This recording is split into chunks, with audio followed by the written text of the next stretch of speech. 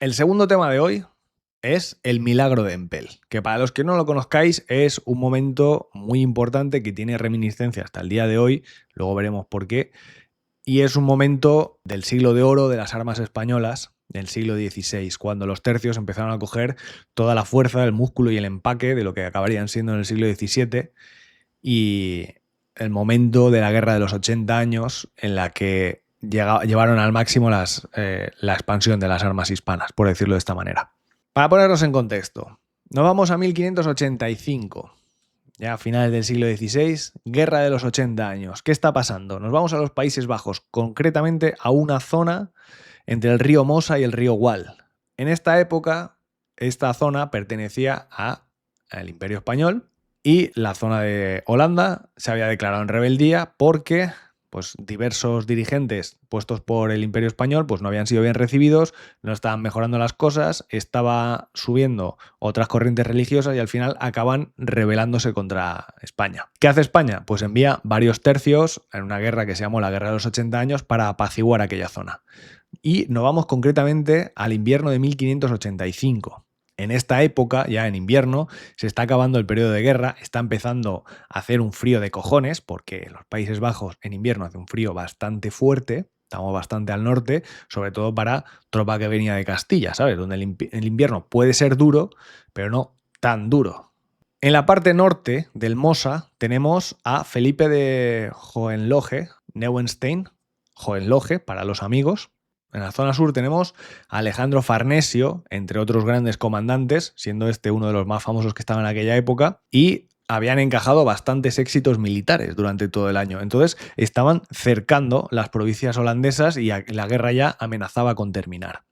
Claro, cuando se acerca el invierno y ven que las cosas están tan apretadas, a Hohenlohe le mandan ayuda el conde de Leicester desde Inglaterra y le dice: tú no puedes caer porque estás combatiendo contra mi enemigo. Entonces esto pasa muy habitualmente, que cuando una provincia se te rebela, viene gente de fuera y la apoya, porque dice: no, yo te doy armas, algunas tropas, os echo una manita, ya, pero tú lo que estás haciendo es socavar al Imperio Español. Estás intentando socavar la soberanía de una forma indirecta o directa, como en este caso, que tampoco se cortaron mucho.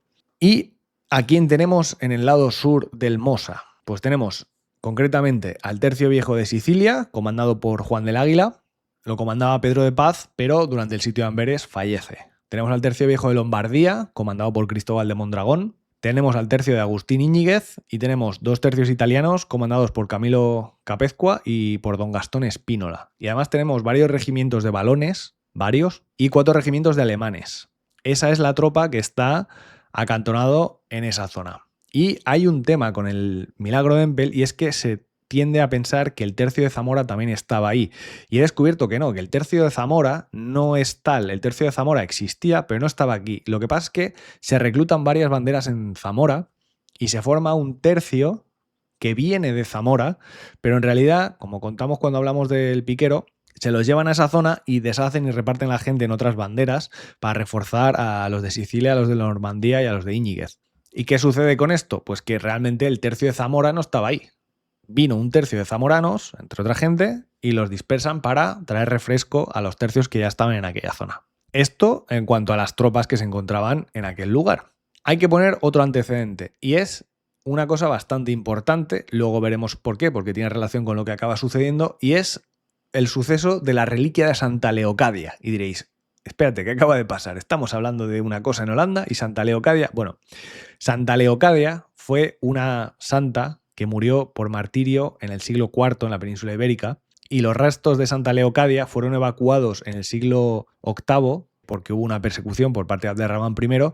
Entonces la reliquia de Santa Leocadia la sacaron de ahí. ¿Y dónde acabaron? En el siglo XII pasaron a Flandes. La sacaron de donde estaban y varios siglos después acaban en Flandes. Claro, para 1585 reinaba Felipe II, que era bastante amigo de conservar reliquias en el Escorial, entre otros sitios. Felipe II se quería llevar la reliquia de Santa Leocadia a Toledo, concretamente. Entonces envía al padre Miguel Hernández, lo conozco porque yo estudié en el colegio Miguel Hernández, y el padre Hernández se va hasta Flandes y consigue que el 22 de noviembre de 1585 devuelvan la reliquia a Toledo.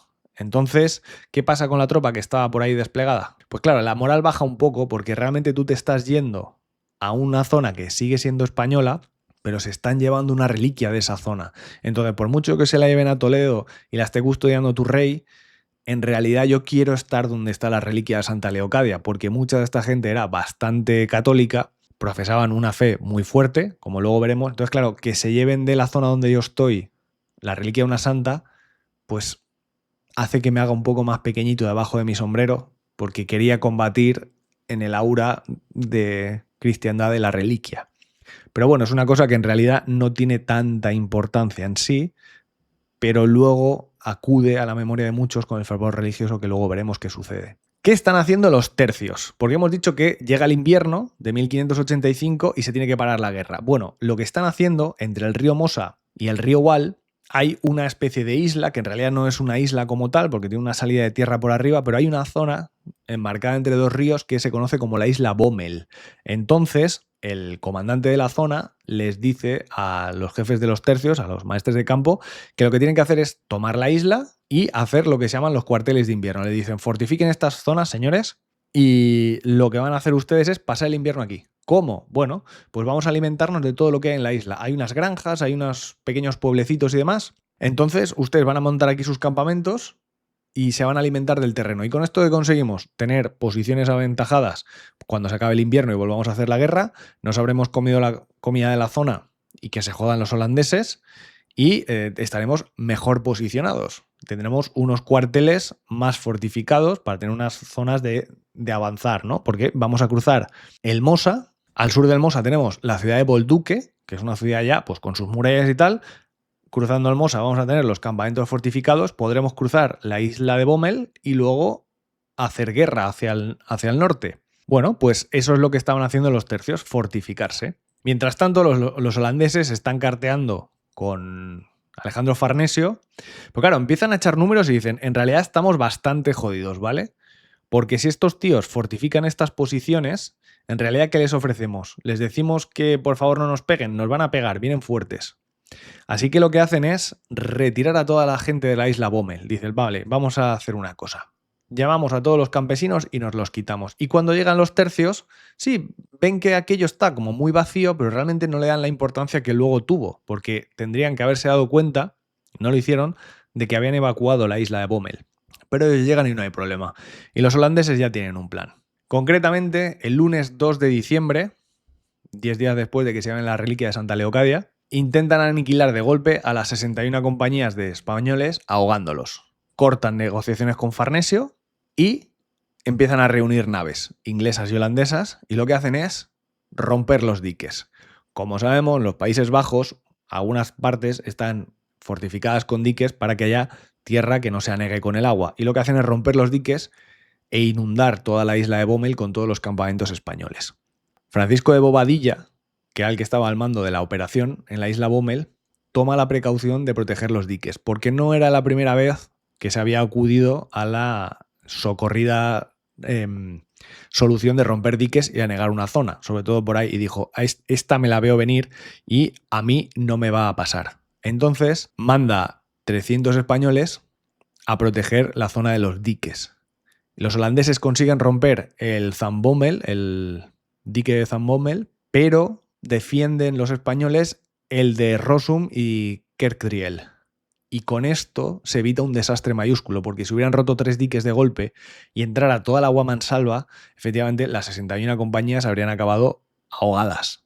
Pero como solo consiguen romper uno y avisan del ataque, las compañías se retiran hasta un montículo que se llama Empel, dentro de la isla de Bommel. Claro, viendo que viene toda el agua de golpe y que empieza a subir poco a poco, pero no viene una marabunta de agua, no viene una ola que lo arrasa todo, y siendo avisados por la tropa que había destacado Bobadilla, los españoles lo que hacen es intentar recogerse. No a correprisa, pero tampoco pudieron llevarse demasiado, no pueden llevarse el campamento entero. Lo que hacen es llevarse parte del ganado de la isla de Bommel, consiguen llevarse sus 6 piezas de artillería, se llevan las armas, pero no todo el campamento, entonces sí que hay parte del equipo que lo pierden.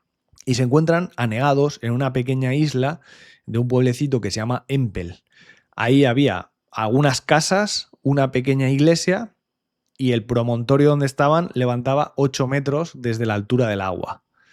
Claro, lo que se ven es que durante la tarde del día 2 de diciembre, algunas embarcaciones de holandeses artilladas empiezan a tirarles tiros y a tirarles arcabuzazos a quemarropa a la tropa de Bobadilla. Y ahora quiero que os pongáis por un momento en la cabeza de un tipo del tercio de Bobadilla o del tercio de Cristóbal de Mondragón y penséis que estamos avanzando hacia una isla para fortificarla y seguir haciendo la guerra cuando pase el invierno, y de repente veo que aquí empieza a subir el agua, empieza a subir el agua, empieza a subir el agua, tenemos que evacuar y nos subimos unos 3.000 tíos a un promontorio y que queda una línea de tierra en mitad de ningún sitio. Miro hacia atrás donde antes había un río y el agua ha subido por encima del río. El río ya ni siquiera lo veo. Y miro al final donde están los míos y veo la ciudad de Bolduque allí detrás de 3 kilómetros de agua y me encuentro en mitad de ningún sitio. Esta sensación, que es muy jodida, es la de la naturaleza actuando contra mí. Pero además me doy cuenta de otra cosa, que no es solo la naturaleza, es la naturaleza desatada por mi enemigo. O sea, todo esto ha pasado porque lo ha hecho alguien, no porque ha sucedido. Este agua que tengo a mi alrededor, me lo han hecho a mí. Y esta sensación que pudo sentir esta gente, yo la sentí de alguna forma, sin haber vivido la crudeza del agua, cuando acudí hace un tiempo a echar una mano a la Dana, que asoló el sur de Valencia. Y es una sensación muy jodida, porque de repente estás en mitad de ningún sitio, miras a todas partes y ves lo que ha hecho el agua y dices, madre mía, lo que se tuvo que vivir aquí. Pues esta gente vivió algo bastante similar. Es verdad que el agua parece ser que no se llevó a nadie, pero el destrozo que hizo y la sensación de indefensión que sientes ante, como he dicho, la naturaleza desatada, es una cosa muy jodida. Entonces imaginaos, perdiendo el campamento, solo teniendo algo de comida y tapados con las capas un 2 de diciembre, mitad de Holanda, pues decidme con qué cara te vas a dormir esa noche. Porque claro, lo último que sabes es que por la tarde, a última hora de la tarde, hay naves enemigas que ya se han colado por el agua que sabes que han soltado ellos y están bombardeando a los compañeros. Voy a poneros una imagen para que veamos un poco un cuadro de la época y lo que se pudo vivir exactamente en Empel en aquellas durísimas jornadas. Esto es básicamente lo que se vio en aquel momento. Aquí vemos Bommler, Welt, todo esto era la isla de Bommel, ¿vale? Toda esta zona que ahora está anegada, que han quedado algunas líneas de tierra marcando probablemente el camino antiguo de los ríos, y vemos que por aquí queda un molino en mitad de ningún sitio, que hay algunas islas fortificadas con 300 Spaniards, 300 españoles aquí. Aquí nos dicen algo de las galeras y vemos que esto probablemente sea Empel y una línea de tierra por donde la infantería podía moverse y podían tomar algunas pequeñas posiciones y algunas pequeñas isletas, pero estaban absolutamente aislados de todo el mundo y vemos como desde la zona enemiga pueden embarcar y pueden venir hasta nuestra casa, hasta nuestra cara, a bombardearnos a quemarropa. Claro, el martes 3 de diciembre madruga y la gente, básicamente alrededor de las casitas, cavando e intentando taparse como pueden, esos 3.000 españoles tapados con sus capas en mitad del invierno holandés, pasan la noche como pueden, sabiendo que lo que sucedió ayer es que una fuerza enorme de agua ha arrasado lo que eran sus campamentos y de repente todo el mapa ha cambiado. Dices, hostia, ¿a partir de ahora qué vamos a hacer? ¿Cómo va a seguir la guerra dentro de unos meses? ¿Qué está pasando ahora? Y sobre todo, ¿cómo salgo de aquí? Porque hay 3 kilómetros de agua, que es un barrizal, agua revuelta, agua marronuzca de la que no se puede pasar, porque probablemente hubiera algún tipo de corrientes que iban y venían. En medio de esta masa de agua de 3 kilómetros que me separa de la ciudad más cercana, hay un río más profundo todavía, que era el que hemos cruzado hasta llegar hasta aquí. Entonces dices, ¿qué puñetas hacemos, tío? ¿Cómo salimos de aquí? ¿Cómo nos sacan? Nos quedan unas cuantas vacas, pero no tantas. Pensábamos recibir refuerzo de ahí. ¿Cuánta pólvora tenemos? ¿Cuánta está seca? ¿Cuánta hemos podido salvar? ¿Los cañones disparan? ¿Cuánta pólvora hemos sacado para los cañones? Claro, el 3 de diciembre, mientras están haciendo recuento y están alistando y anotando en un libro con qué cuentan, Bobadilla pasa revista a las tropas y dice, bueno, señores, es lo que hay, ¿vale? Vamos a ver qué hacemos con esto. Vamos a echarle cojones al asunto porque de aquí hay que salir. Y tendremos que buscar una forma de cruzar hacia allá. Pero hay una cosa terrible, y es que de las pocas naves que les estaban bombardeando el día anterior, en el agua anegada, ven 100 naves, entre 100 y 200 naves enemigas. Y claro, Bobadilla por la mañana ve eso y dice, a fortificarse, cojan palas, cojan picos, cojan ustedes lo que encuentren por aquí y alrededor de la isla vamos a hacer unas fortificaciones porque ya sabemos lo que han hecho, ya sabemos cuál era su intención y van a acercar los barcos a quemarropa a pegarnos tiros de artillería, pero nosotros tenemos 6 cañones. Así que, señores, vamos a hacer nuestro oficio, mientras los demás pensamos cómo os sacamos a todos de aquí, ¿de acuerdo? Pero por lo pronto, serenidad, tranquilidad y cada uno a lo suyo. A hacer agujeros, a hacer sacos terreros, a construir cestos y canastos para meter tierra y protegernos de la artillería, a fortificarlo todo. Señores, a trabajar y a no pensar que la cosa es jodida, pero el trabajo hace que las malas ideas se vayan de la cabeza. De los alrededores consiguen rescatar unos 9 barcones que había por ahí. Claro, son 9 barcones y no había demasiado con lo que abastecerse, porque los 9 barcones los tenían para ir cruzando gente poco a poco en el río Mosa y se los traen y dicen, bueno, por lo menos contamos con esto, ¿sabes? Y vemos que aquí hay un canal de agua que me separa de la ciudad cercana y dicen, bueno, vamos a ver si conseguimos evacuar a la gente. Pero claro, con 9 barcones, con 100 barcos alrededor, pegando unos cañonazos, barcos, barcazas de distintos tamaños, no podemos escapar porque nos revientan. Pero bueno, Bobadilla dice, vale, pues si hay que hacer algún asalto o hay que defender alguna posición, a cada uno de esos 9 barcones asignamos 15 alabarderos, 15 rodeleros y 20 tiradores, por si hubiera que lanzarse al abordaje. No tenemos mucho, pero lo que tenemos vamos a intentar usarlo de la mejor forma posible porque no nos queda otra. O aquí o peleamos como leones o se nos comen. En la madrugada entre el 3 y el 4, Bobadilla, que ya ha analizado más o menos la situación, ha ubicado más o menos a la tropa y a los tercios, lo que hace es enviar una barca a Bolduque. De madrugada, por la noche, se coge al alférez Francisco de Zambrana y le dice, señor Zambrana, cruce usted como pueda con esta barquita y por favor hable con la gente que está en Bolduque y explíqueles cuál es nuestra situación, a ver si a ellos se les ocurre algo. Nosotros no tenemos mucho. De aquí nos tienen que sacar. Nosotros no podemos salir. A nado no vamos a hacer 3 kilómetros, ¿vale? En mitad de estas aguas y de estos barrizales porque no sabemos lo que hay ahí abajo. Entonces, nosotros resistimos y señor Zambrana avise a los de Bolduque. El señor de Zambrana va con un artillero y por la noche, cruzando a remo, jugándose la vida, porque por ahí parece ser que esquivaron algunas naves de enemigas que incluso les llegaron a tirar arcabuzazos, llegaron a Bolduque y dijeron, por favor, para limpiar esta zona de agua que está al sur de la posición de los compañeros, saquen la artillería de Bolduque y póngala a orillas del agua para que los barcos nos acerquen, para intentar que si bien el enemigo nos rodea y nos puede tirar con artillería, no meta los barcos en este trozo de agua, ¿vale? Este trozo de agua tiene que ser nuestro. Saquen la artillería y machaquen a los barcos enemigos.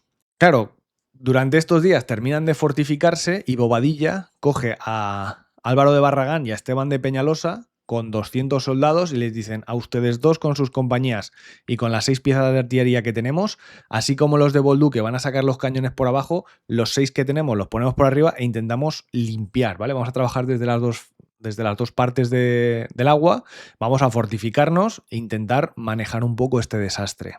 Llegamos al miércoles 4 de diciembre, la situación está muy jodida. La gente está con los cojones de corbata, no saben muy bien lo que están haciendo, están encajando tiros de artillería por todas partes, están intentando meter las piezas de artillería por donde pueden, se están comiendo las vacas y lo poco que han podido rescatar, siguen durmiendo, algunos en casas que han quedado por ahí, pero claro, ahí también vivía gente, ¿sabes? Entonces, tienen población local, tienen bastantes problemas. Y no tienen dónde dormir, son 3.000 tíos, son varios tercios y varios regimientos y varias compañías. La están pasando muy canutas, algunos solo tenían la capa para taparse y muchos de ellos, que hacía tiempo que no recibían paño, van no en harapos pero con las ropas bastante desgastadas. Es invierno, es diciembre, están durmiendo las compañías juntas entre ellas, pasando un frío de huevos ahí. Había días que llovía, había una niebla a veces interminable, esta niebla holandesa que no te permite ver más allá y tú solo ves agua por todas partes donde estás metido, acabas de vivir una catástrofe natural, mires donde mires, lo único que ves es niebla de donde salen barcos a dispararte y la situación es muy jodida porque no puedes escapar de aquí y no tienes el toro por los cuernos. El miércoles 4, Bobadilla lo que dice es, señores, vamos a intentar desplegarnos por el terreno. Así como hay una línea de tierra que nos ha quedado libre para nosotros, veo algunas isletas. los cañones de Bolduque están en la frontera norte, nosotros vamos a intentar tomar algunas isletas. Entonces lo que hace es mover 2 piezas de artillería a 2 isletas a las que consiguen llegar con esas barcas y pone a los capitanes Pedro de Luna y Juan de Mendoza a cargo de esas 2 isletas. Y dicen, estas 2 piezas de artillería que están adelantadas, por favor las defiendan ustedes y las fortifiquen. Carlos de Mansfeld, que fue avisado, corre a Bolduque a ver la situación y a ver lo que ha pasado y le dicen, señor Mansfeld, ayuda. La barca que habían enviado pide ayuda y Mansfeld va y dice, ¡qué movida! Y a Zambrana, que era el alférez que habían enviado, Bobadilla, le dice, vamos a reunir socorro, ¿vale? Vamos a ver cómo podemos sacaros de ahí, vuelve y avisa y voy a intentar reunir unas barcas para romper el bloqueo holandés, ¿vale? Aunque sea una especie de batalla marítima en esta marisma improvisada, vamos a intentar apartarlos un poco y hacer hueco para ir evacuándoos poco a poco en barcas, ¿vale? Zambrana por la noche vuelve el miércoles 4, desembarca después de jugarse otra vez la vida cruzando por ahí y da las órdenes a Bobadilla. Zambrana le dice a Bobadilla, Mansfeld me ha hablado y me ha dicho esto. Han apostado a los cañones y están reuniendo barcas. Nos han dicho que por favor que aguantemos como podamos. Y Bobadilla dice,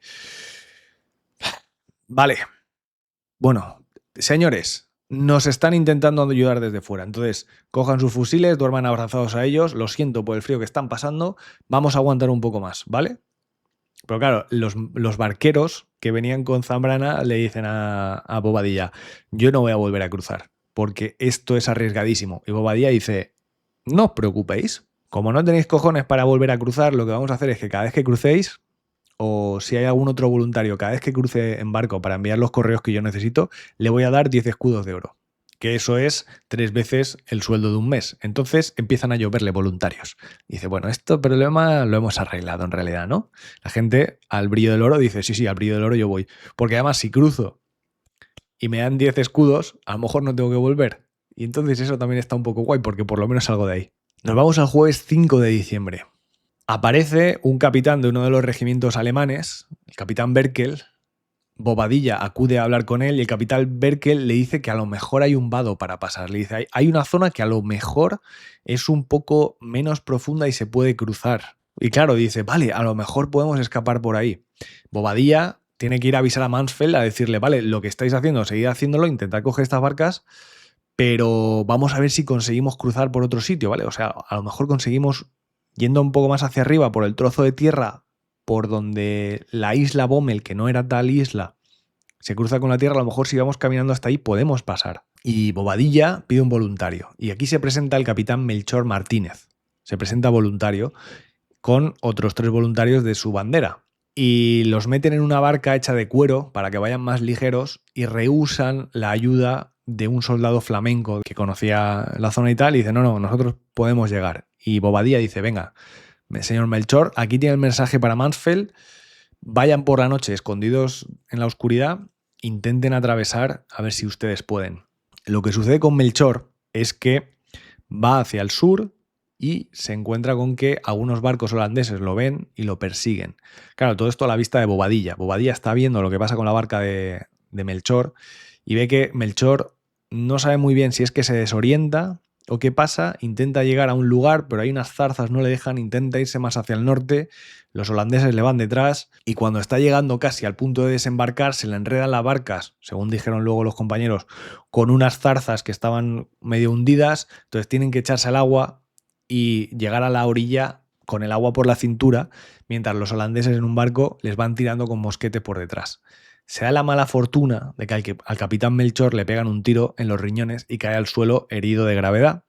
Los suyos lo intentan evacuar y Melchor les dice, no, soy soldado viejo y sé de qué va esto. Entonces se saca el mensaje y le dice a los suyos, esto es para Mansfeld, corred y dádselo porque si os quedáis conmigo nos pillan a todos.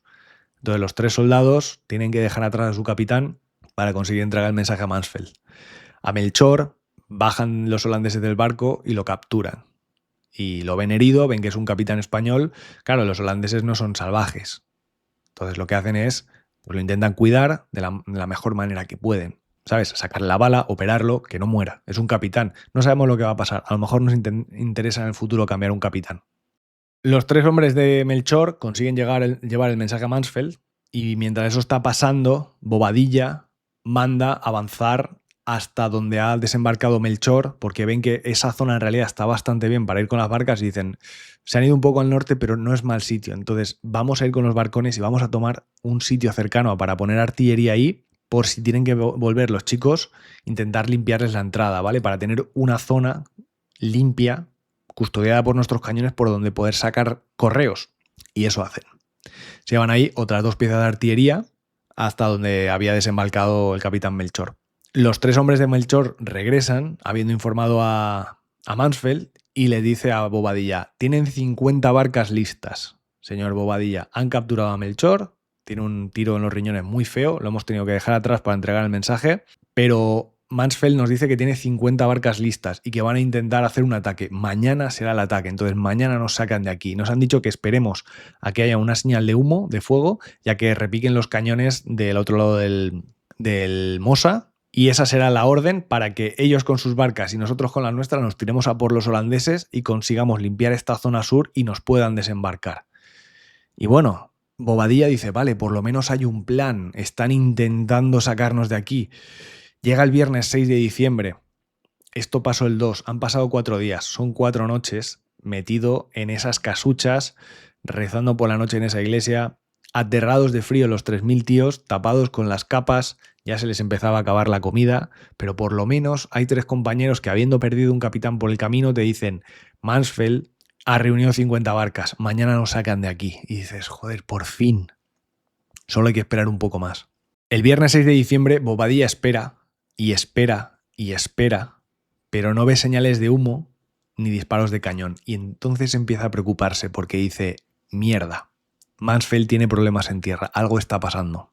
Manda otro alférez, al alférez Guzmán, a tierra y le dice, señor Guzmán, vaya usted ahí, ahora que hemos limpiado una zona con cañones y no se pueden acercar los holandeses hasta aquí, vaya usted a preguntarle a Mansfeld qué pasa.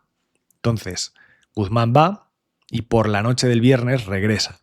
Y claro, Guzmán le dice a Bobadilla, señor Bobadilla, he hablado con Mansfeld y me ha dicho que esas 50 barcas que nos iban a sacar de aquí han sido apresadas por los holandeses y les han pegado fuego. Y claro, Bobadilla dice, mierda, el rescate mío y de mi tropa ahora está en llamas. Se nos ha ido todo a tomar por el culo, porque Mansfeld acaba de perder la oportunidad de sacarnos de aquí y ahora cómo salimos de aquí. ¿Y ahora qué narices va a hacer Mansfeld? Mansfeld le dice, ya no sé qué hacer. Solo se me ocurría coger 50 barcas y hacer un ataque suicida al abordaje contra los holandeses, romper sus defensas subiéndonos a sus barcos a machetazos e intentar evacuaros con las 50 naves después del combate y las naves que apresemos. Salgan ustedes por donde puedan. Intenten hacer lo que se les ocurra, porque ya no tengo más ideas que hacer, ¿sabes? Están ustedes solos, no tengo más para ofreceros. Y claro, los soldados ven su última esperanza de ser evacuados quemada por los holandeses, básicamente. Y claro, empiezan a decir, joder, Alejandro Farnesio está al sur del Mosa. Llamen a Alejandro Farnesio. Él nunca ha fallado. Alejandro Farnesio no falla. Es un gran estratega. Por favor, llamen a Alejandro Farnesio. Mandad un correo. Que venga Farnesio. Que vea lo que nos está pasando. Y a él se le ocurrirá algo. Pero claro, no hay manera de avisar a Farnesio. No hay manera de que nadie les ayude. Entonces lo que hace Bobadilla, viendo que el desánimo cunde entre la tropa, es animar al padre Fray García Santisteban, que es un monje franciscano que iba con ellos, y les dice, confiesa a la tropa y que comulguen con Dios, a ver si así conseguimos elevar un poco los ánimos. Entonces, García Santisteban se ocupa de eso con muy buen denudeo y dice que después de hacerles rezar, volvió la determinación a los soldados de luchar por su Dios, por sus vidas, por sus banderas y por su rey, y morir si fuese necesario a manos de aquellos rebeldes tan herejes como inhumanos. Pero claro, lo que tienes es a 3000 tíos enfadados que no pueden subirse a las barcas porque no hay bastantes para todos, no los pueden evacuar de ahí y solo les queda rezar y que Fray García Santisteban les dé unas pocas esperanzas y rezar en un momento tan jodido porque no te queda otra. Y aquí el día 7 de diciembre, llega el sábado, ocurre el milagro. Un soldado de estos que estaban atrincherados en Empel, pasando hambre, porque ya no les quedaban vacas, pasando frío, vestidos con harapos, desesperados porque nadie les iba a ayudar y recibiendo la arenga de Bobadilla y de Fray García Santisteban, coge una pala para cavar, parece ser un agujero para dormir, y ¡toc! Se encuentra con que su pala golpea en algo de madera. aparta un poco el barro y se encuentra un retablo que parecía, según decían, recién pintado por la viveza de los colores, con la Inmaculada Concepción. Y dice que acudieron otros soldados con grandísima alegría y la llevaron y pusieron en una pared de la iglesia, frontera a las banderas, y el padre Fray García Santisteban hizo luego que todos los soldados le dijesen y le rezasen un salve. Claro, en mitad de todo aquello se han llevado la reliquia de Santa Leocadia. Han quemado las 50 barcas para sacarnos de aquí. Hemos rezado a Dios porque eran los últimos consuelos que nos quedaban y Dios nos ha respondido, porque un compañero acaba de desenterrar la Inmaculada Concepción. Este es uno de los milagros de Empel. Los soldados, llevando la Inmaculada Concepción a la iglesia con sus banderas, rezan tumbados en el suelo, con los brazos en cruz, con Fray García Santisteban, y le piden a su patrona que, puesto que no hay nadie más que les escuche, que ni siquiera Farnesio está disponible para ayudarles, que Mansfeld no consigue darles ayuda, que sea ella la que los salve por intercesión divina. La gente católica de Bolduque, de la ciudad que está al sur, se entera.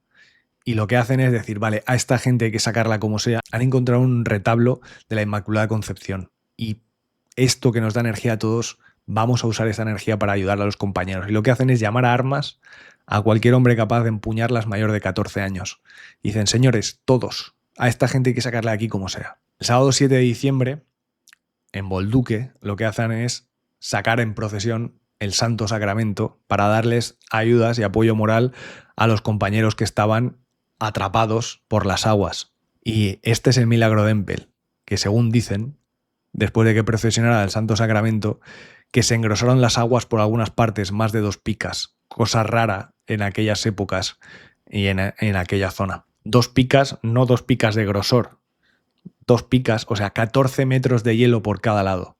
Y esto hace que los holandeses, asustados porque los barcos se les atasquen en el hielo, tengan que retroceder un poco y tengan que alejarse de las orillas. Y esto es lo que se llama el milagro de Empel, que fue las aguas heladas. Evidentemente, si le preguntas a ellos por intercesión divina después de sacar el sacramento y que la Inmaculada Concepción les asista, que hizo que helaran las aguas en unas épocas tan raras como en diciembre, que pese a hacer frío, no era época de heladas en Holanda. Claro, el golpe de moral es brutal, porque de repente dices, hemos rezado con los brazos en cruz delante del retablo de la Virgen, de la Inmaculada Concepción, y Dios nos ha escuchado, nos ha dicho que está con nosotros porque acaba de helar las aguas, lo he visto con mis ojos, estaba yo ahí, yo estaba rezando en el suelo, le estaba pidiendo, y en toda mi puta vida no he pedido nada tan fuerte como sintiendo el frío del suelo de la iglesia de Holanda contra mi cara, con los brazos así, que por favor nos salven, y me encuentro cuando salgo que ha helado varios metros el agua. ¿Cómo no voy a creer que Dios está de mi lado? Esa misma tarde del 7, el sábado 7, llega un barco y desembarcan a un tambor holandés. Hay otra fuente que dice que era un trompeta. Un músico, un enviado de los holandeses, y lo mandan a parlamentar. Bobadilla lo hace traer ante él con los ojos vendados para que no vea las penosas condiciones en las que estaban. Y el tambor le dice que el capitán Melchor Martínez, al que habían herido y que tenían ellos preso, había fallecido hacía 2 jornadas, que solo sobrevivió 2 días tras el tiro. Dice que lo trataron con los mejores cuidados, que no pudieron hacer nada por salvarle la vida y que ofrecen a que vayan a recoger el cuerpo del capitán Melchor y que se lo entregan de buena gana. Claro, esto es una conversación entre caballeros. Nos estamos matando, nos podemos pegar arcabuzazos, pero cuando cae un oficial somos gente civilizada y lo tratamos con los honores que toca. Entonces lo que hace Bobadilla es agradecerle el gesto. Le da 6 escudos de oro al tambor, que son 2 meses de paga de un soldado español, o sea, unos 3 meses de paga de lo que cobraba él. Le da otros 10 de oro y le dice, estos son para el médico que le atendió en sus últimos días de vida, y coge otros 30 escudos, se los da al tambor y le dice, estos son para repartir entre la gente que estuvo con él, ¿vale? Los que lo capturaron, los que lo llevaron y lo trataron bien, no solo para el médico, quien le cambiara las vendas, quien le diera de cenar, este dinero lo repartís entre ellos.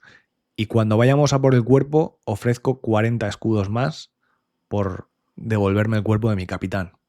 Y con eso, el tambor se vuelve. Con 46 escudos de oro en el bolsillo, que es más de lo que cobra su general de campo, diciendo, por favor, que no se me agujere el bolsillo, porque como pierda todo este oro, me tiro al fondo del Mosa si hace falta recogerlo. Pues con eso se vuelve el tambor holandés a hablar con los suyos, habiéndole dicho a Bobadilla que su capitán lamentablemente ha fallecido. La noche del 7, Mansfeld le escribe a Bobadilla y le dice, mira, mañana por la mañana voy a apostar 4 piezas de artillería aprovechando el hielo a ver si conseguimos abriros hueco entre los holandeses, porque puedo avanzarlas por una posición a ver si entre el hielo, si hiela más y podéis cruzar por algún lado. ¿Vale? Vamos a intentar hacer algo aprovechando el hielo, aprovechando que está helando, a ver si, ¿sabes? Si podéis salir de alguna manera. Y le dice también, voy a mandar al capitán Bartolomé Torralba con 300 tíos a romper otro dique, ¿vale? A ver si conseguimos que evacúe y baje un poco el agua, y entre el agua que baje y el hielo que está helando, a ver si conseguimos haceros una pasarela y podéis escapar. Pero tienen tan mala suerte de que Torralba con sus 300 tíos efectivamente llegan al dique, pero habían medido mal las alturas y en lugar de drenar agua, hacen que toda el agua suba 2 palmos en la zona que estaba negada. Entonces dicen, hostia, la hemos cagado. Claro, Bobadilla se caga en la sota de bastos y dice, vale, gracias por la ayuda, pero os ha salido al revés. Podíais haber, ¿sabes? Cuando estabais con las azadas, haber mirado a un lado y al otro y daros cuenta de que ahí el agua estaba más alta. Panda de subnormales, en lugar de cavar. Pero bueno, seguramente lo hicisteis bajo el fuego holandés y no se os puede pedir más. Bobadilla, durante esa noche, manda a tomar nuevas posiciones y seguir avanzando hacia nuevas isletas. Y el domingo 8, Hohenlohe, el holandés, que ve que la cosa está bastante jodida, dice, no, si sigue helando, nos quedamos varados en el hielo. Así que manda que todos los barcos holandeses se retiren. Dice, señores, fuera, por el riesgo de quedarnos atrapados en el hielo. Viendo que los holandeses se van, gritando, tal parece que Dios es español, porque mira la merced que os ha hecho que nos tenemos que ir con el rabo entre las piernas, Bobadilla da orden de avanzar en barca y tomar algunas nuevas posiciones, una pequeña torre que estaba tomada por los holandeses, y empezar a evacuar los heridos y avanzar con ellos por el hielo hasta las barcas, embarcarlos e ir cruzándolos poco a poco. Dicen que tan grueso era el hielo que había helado que incluso podían llevar por ahí la artillería, que no quebraba el hielo. Y cuando Bobadilla manda tomar en barca nuevas posiciones, parece ser que a los capitanes que iban con las barcas, que iban con una tirria que no podían con los holandeses, se les empiezan a helar las barcas al llegar a la torrecita y que dicen, no, yo no me quedo aquí varado. Se meten en la proa del barco y a golpes con las culetas de los arcabuces parten el hielo para seguir remando y llegar como lobos rabiosos con el cuchillo entre los dientes a por los holandeses. Claro, los holandeses que se ven aquello que dicen, bueno, les hemos hecho de putadas a estos tíos, las que no están escritas y más, vámonos de aquí porque no van a portarse bien con nosotros, ¿sabes? Esos salvajes que están viniendo en barca cuando nosotros estamos quitando nuestros barcos por el hielo, que están rompiendo el hielo con las culetas de los arcabuces, como nos pillen, ¿vale? El trozo más grande que va a caer de mí va a ser una oreja para darle a mi madre. Entonces, vámonos de aquí echando hostias. Los holandeses salen corriendo a sus posiciones y las abandonan. Para evacuar los barcos, porque había helado bastante y seguía helando y el hielo seguía cercando los barcos, tienen que evacuarlos cerca del reducto de Empel. Y cuando cruzan por ahí los holandeses, los españoles se cobran todas las que les habían hecho pasar y les dejan 300 bajas de disparos de cañón casi a quemarropa entre soldados y marinos. Y finalmente, cuando ya habían conseguido asegurar a los heridos y a los enfermos, Bobadilla manda un mensaje, manda a recuperar el cuerpo del capitán Melchor, ofrece los 40 escudos que habían prometido por él, se lo entregan de buena gana, efectivamente, y el milagro de Empel termina cuando consiguen evacuar heridos, enfermos, tomar todas las posiciones que corresponde, dejarle 300 muertos a los holandeses, evacuar a todos los soldados finalmente, cosa que consiguen muchos de ellos cruzando el hielo, y termina de una forma solemne con el entierro de Melchor, que fue el capitán que dio la vida para informar a Mansfeld de la situación en la que estaban viviendo y que por favor vinieran a pedirle ayuda. Este fue el suceso que se conoce como el milagro de Empel en 1585, entre el 2 de diciembre y el 8. Y dije al principio que tenía reminiscencias en nuestros días. La Inmaculada Concepción sigue siendo la patrona de la infantería española y el 8 de diciembre se celebra su día. Así que el 8 de diciembre, cuando escuchéis por la tele, si es que lo dicen y lo narran, que es el día de la infantería española, recordad que en un infierno holandés se congelaron las aguas para permitir que 3.000 españoles de los tercios consiguieran escapar con vida de una trampa mortal que le habían hecho pasar los holandeses y 61 banderas se salvaron de morir ahogados. Ese fue el milagro de Empel y así se lo hemos contado.